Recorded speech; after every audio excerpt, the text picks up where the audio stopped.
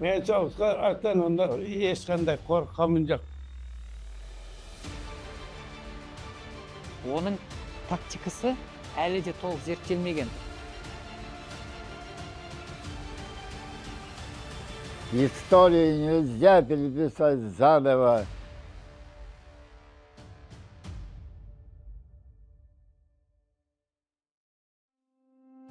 Адамзат тарихында қаншама қан төгіс қырғын болды. Жеңгендердің де, жеңілгендердің де жетіскені жоқ. Ұлы Отан соғысы жай ғана соғыс емес, бұл шынайы бейбітшіліктің құны. Миллиондаған адамдардың жанкештілігі мен солардың құрбанымен келген ұлы жеңіс. Біздің мақсатымыз соғысты емес, ондағы сіз бен біз сияқты қарапайым азаматтардың ерліктерін дәріптеу.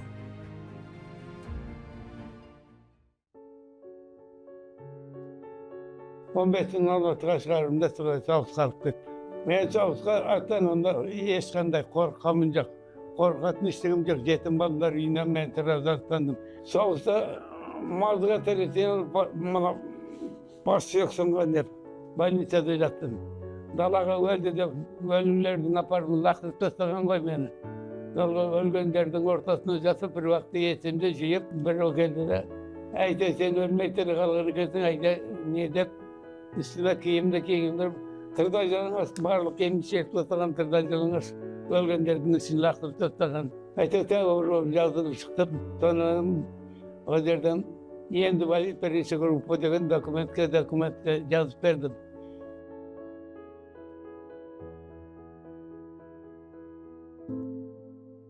Сұм соғыс жас кәріге қарамады. Ананы баладан, ағаны бауырдан айырды.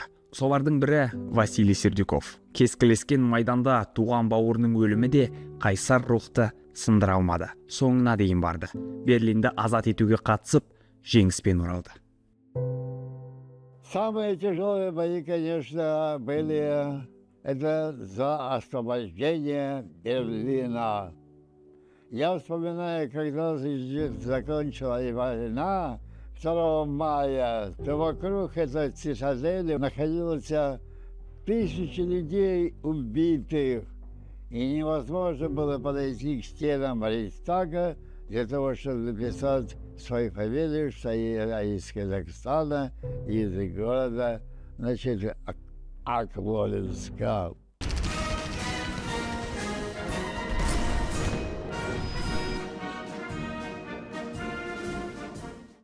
Майданға аттанғандардың дені жастар болды. Олардың көбі кері қайтқан жоқ. 630 мыңға жуық қазақстандық туған жердің топырағын қайта иіскемеді. Елде қалған жақынымен қайта қауыша алмады. Сағадат Нұрмағамбетов өзі жетім бала болып өскен, аға жеңгенің қолында өскен, ағасын бұрын әскерге алып кеткен. Сол жеңгесімен бірге сол ауылда жұмыс істеп жүргеннен Сағадатты да әскерге алған. Кілем 24-ші жылғы, бір жылғы балалар, жігіттер. Сұрамайды онда, барасың ба, бармайсың ба деп. Жасы келді ме әскерге жібереді. Қаншама боздақтар майдан даласында оқ құшты. Аттанғандардың көбі хабар ошарсыз жоғалып кетсе, кейбірі елге қаһарман болып оралды. Ақыры герой болып келді. Сағадатты біздің ауылға вертолетпен алып кетті. Онда біз бала кезіміз 2-ші ме, 1-ші ме сондай класста оқимын. Содан, ой, вертолет келіп қонып жатыр деп, барлығы переменге шыққанда, барлығымыз жүгірдік қой сол вертолетке қарай.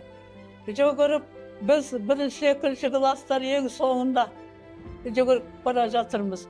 Біздер үлкендер алдымызда. Бұрын вертолет дегенді көрмегенбіз. Сол вертолетке қарай тамашалап, бәрі Герой Советского Союза Нұрмағамбетов Сағадат Қожахметович келді деп, соны тамашалап, бәріміз алдынан шығып, күтіп алдық қой Сағадатты.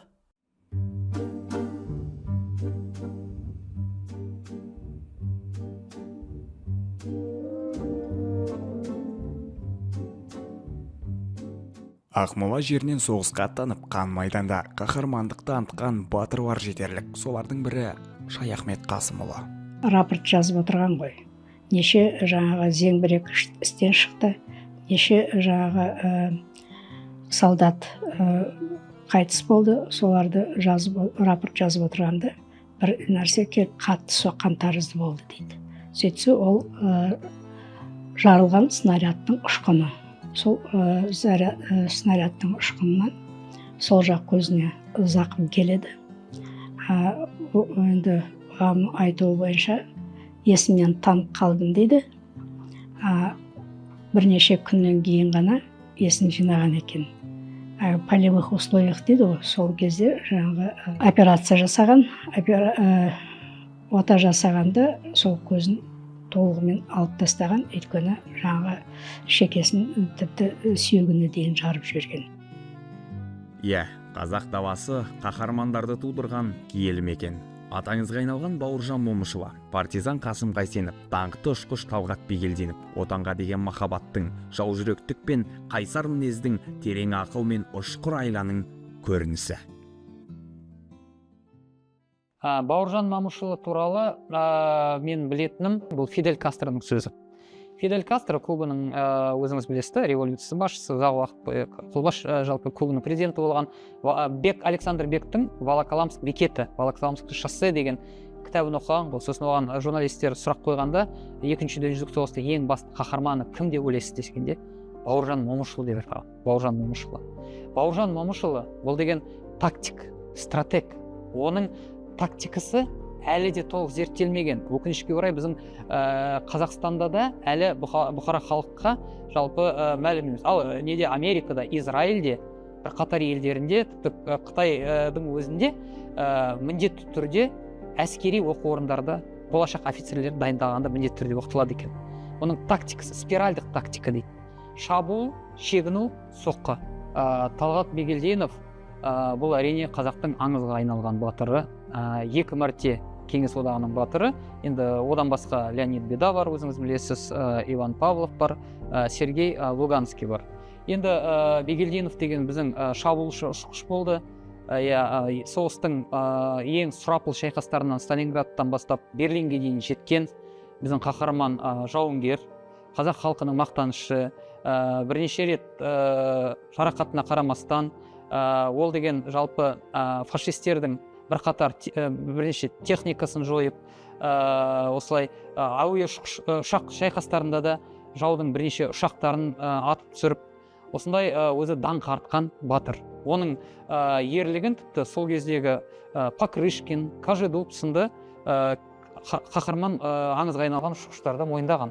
Осы орайда қазақтан шыққан батыр қыздардың ерліктерін айтпай кетпеске болмайды. Хиуаз Доспанова, Мәншүк Мәметова, Әлия Молдағұлова, Халида Маманова сынды ержүрек қыздарымыз соғыста ерлермен қатар тайсалмай шайқасты.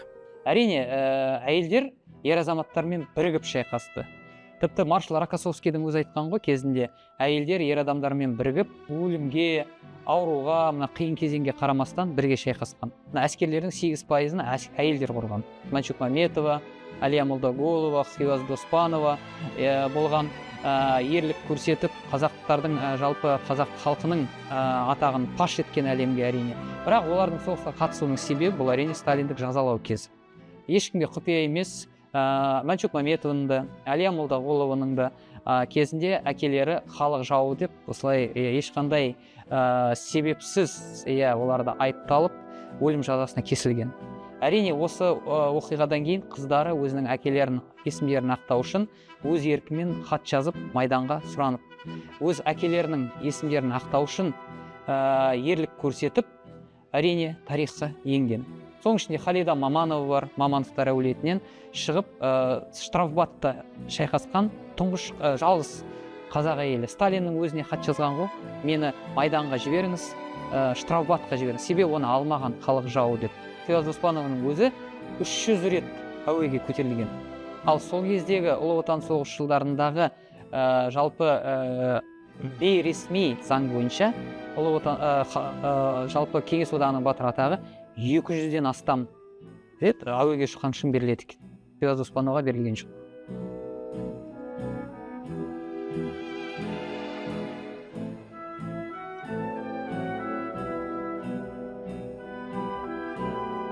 Арқа өңірі Ұлы Отан соғысының батырларымен танымал. Астана қаласынан 20 шақырымдай жерде Тайтөбе деген аядай ғана ауыл бар.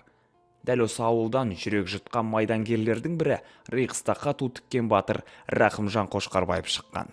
Лейтенант Қошқарбаев пен қатардағы Григорий Булатов 1945 жылы 30 сәуір күні жау ғимаратына қызыл туды тіккен. Никогда не думал, что останусь живым. Вот этот оставшийся 150 метров вплотную, когда мы подошли к Рейхстагу, на всякий случай я развернул угол, нижний угол флага, написал номер нашего подразделения, 674-й стрелковый полк, и записали свою фамилию Булатов Қошқарбаев. Гриша, сидевший рядом со мной, говорит: правильно, товарищ лейтенант, написали, что действительно нас убьют, и никто знать не будет, кто мы такие, откуда. Я сказал: нет, Гриша, нам некогда умирать, мы не должны умирать, мы должны, как при любых обстоятельствах, доставить этот красный штурмовой флаг к Рейхстагу. И притом надо добиться так, что первым дойти. Арада 80 жыл уақыт өтсе де, ауылдастары осы даңқты күнді ұмытпайды.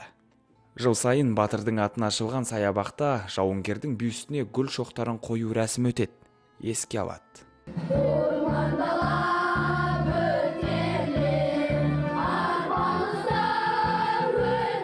Бұл кісі осы Тайтөбе мектебінде білім алып, интернетте жатып оқып, осы жерден тәлім тәрбие алған кісі. Енді өмір жолы айтқанда бұл кісінің өте ауыр болған. Әкесі халық жауы деп 37 жылы алынып кеткен, жетімдікті, кемшілікті бәрін көріп өскен азамат. Бірақ оған қарамай міне көрін бүкіл қазақ баласына үлгі-өнеге көрсетіп, біздің ата салтымызды көрсетіп, міне соғыстың нүктесін қойды деп айтуға болады бұл істе.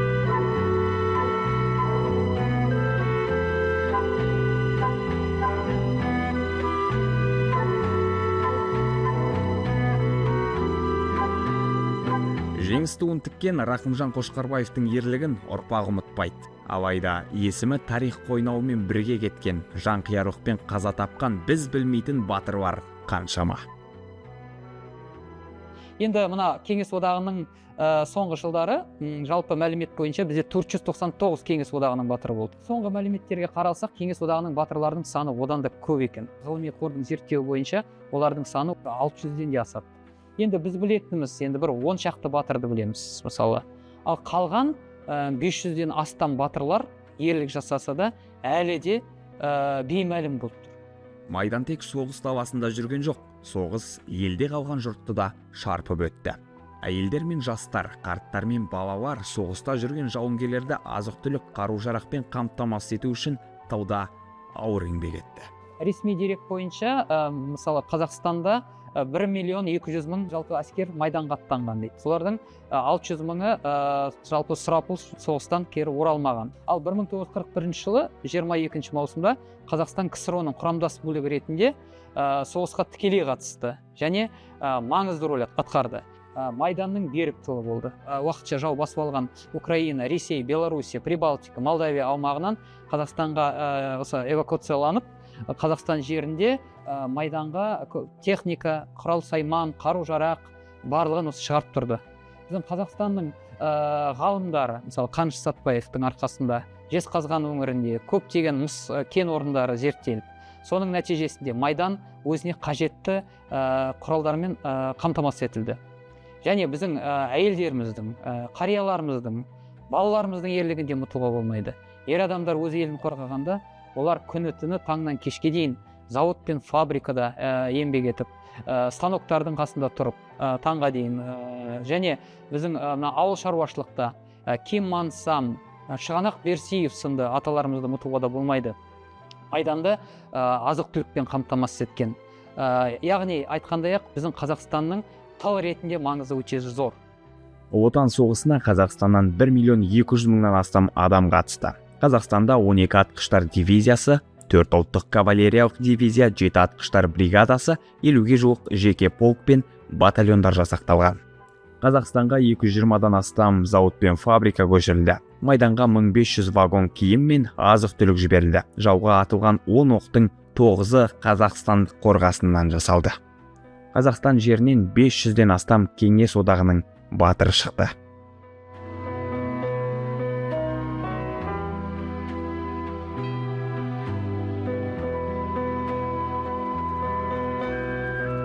Тіпті соғыс ардагерлерінің өзі осы қысыл таяң тұстағы тылдағылардың, оның ішінде Қазақстанның еңбегін еш ұмытпайды.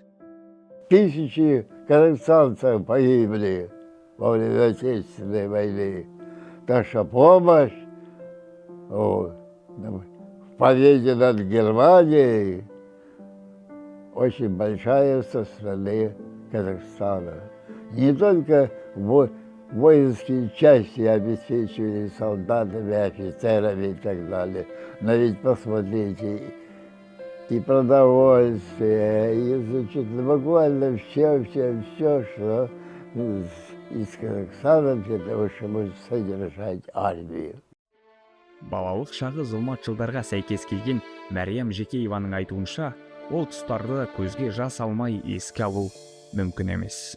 Қиыншылықтың барлығы соғыстың кезінде болды ғой.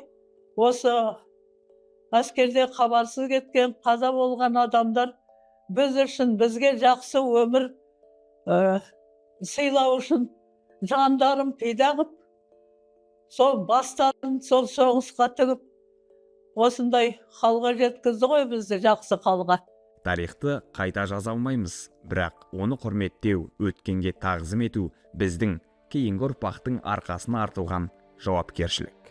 Нас, ветеранов войны, осталось, конечно, мало, единицы. Были тысячи, а сейчас у нас остались единицы. Но память о героических подвигах отцов и дедов должна передаваться из поколения в поколение. Историю нельзя переписать заново, ее надо изучать и гордиться великими подвигами старших поколений. Рас, соғыс тарихтың қойнауына кетті. Майданның нүктесі қойылып, батырлар жеңіспен оралды. Алайда олар ел үшін еңбек етуін доғарған жоқ. Мен ардагермін, не соғыста жараланған мүгедекпін деп қарап отырмады. Еңбекке жарамдылары зейнетке шыққанша қызмет етті. Бірінші группа инвалидтер елге келіп, сол өзімнің әлгі жетім қалған қарындасым біреу үште, біреу алтыда. Осыны әкем жаралы, тоже мүгедек болып құлап түсіпті. Сол айтау техника менен таныстығым бар, запмастырская болып жұмыс істеп, сразу тракторға мініп, сол қайнарда 20 жыл запмастырская болып жұмыс істедім, халыққа еңбек жасап. Қазіргі ұрпақ жеңістің құнын, майдангердің мұрасын терең ұғынуы керек. Бізге үйреншікті болып кеткен қалыпты нәрселердің барлығы да аталарымыздың жеңісімен келгенін ұмытпауымыз керек. Молодежь должна понимать, что победа была одержана благодаря мужеству и самоотверженности советских людей. Если бы не эта победа в Великой Отечественной войны, неизвестно, как бы сложилась история Казахстана и в целом Советского Союза. Это же большие жертвы были большие, 20 миллионов человек в Отечественной погибло. Вы должны жить и радоваться тому, что в свое время была одержана вот такая великая победа. Потому что если бы не была одержана победа, такой бы жизни не было. Ұлы жеңіс болмағанда, әрі қарай тарих беттері қалай жазылары белгісіз еді. Біз ардагерлеріміздің батырлығын ұмытпаймыз. Оларға мемлекеттен жан-жақты қолдау көрсетіледі. Биыл Астанада 2-ші дүниежүзілік соғыс ардагерлерінің әрқайсысына 5 миллион теңгеден берілді. Қазір елордада мұндай 6 ардагер тұрады. Жалпы 2025 жылы барлық санаттағы ардагерлерге 4,3 миллиард теңге сомасында арнаулы мемлекеттік жәрдемақы қарастырылды.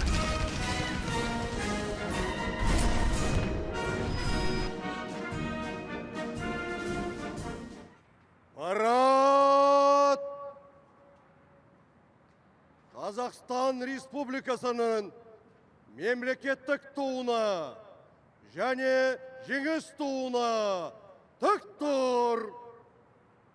Ерлік те, ерлер де ұмытылмайды. Елімізде биыл ұлы жеңістің 80 жылдығы кең ауқымда атап өтілді. Ардагерлер мен мәртебелі меймандар 4000-нан аса әскерилер қатысты. Алаңда көк туымызбен қатар Рейхстагқа бой көтерген жеңіс туының ресми көшірмесі желбіреді. Көк ту егемендігіміздің нышаны болса, жеңіс туы бейбітшіліктің, қаһармандықтың символы іспеттес. Мемлекеттік тумен бірге алаңда жеңіс туы желбірейді. Бұл осыдан 80 жыл бұрын әйгілі отандасымыз Рақымжан Қошқарбаев пен оның майдандасы Григорий Булатов Рейхстаг ғимаратына алғашқы болып тіккен тудың ресми көшірмесі. Парадта мемлекет басшысы жеңістің құнын, батырлардың ерлігін ерекше атап өтті. Ұлы жеңіске 80 жыл. Баршаңызға ұлы жеңіс күні құтты болсын. Бұл мейрам халқымыздың жауынгерлік рухының символы. Біз елдік үшін күрескен батыр бабаларды ұлықтаймыз. Шеру өткен күннің батырларын еске алумен қатар, бүгінгі Қазақстанның тәуелсіз еліміздің әскери күшін паш етті. Опат болған боздақтарға тағзым етеміз. Бейбіт күнді қырағы күзетіп тұрған сарбаздарға құрмет көрсетеміз. Ұлы отан соғысы бүкіл адамзат үшін өте қиын сынақ болды. Иә, ұлы жеңіс бабаларымыз бізге сыйлап кеткен ең үлкен аманат. Өткенді білмей, болашаққа бағдар жасау қиын. Бүгін ұлы жеңіске 80 жыл толды. Қазақстан батырларының ерлігін ұмытпайды және мақтан тұтады. Жеңіс күні алыс арман оттары, күн астында жатты жайлап шоқтары. Өртенді жол шыдап баққан талайға, осы күнді жақындатты талайда. Мынау жеңіс күні отқа шыдатқан болы қуаныш, шашатарған сынақтан болы қуаныш, шаттандырып жылатқан. Жеңіс күні, жеңіс күні, жеңіс күні.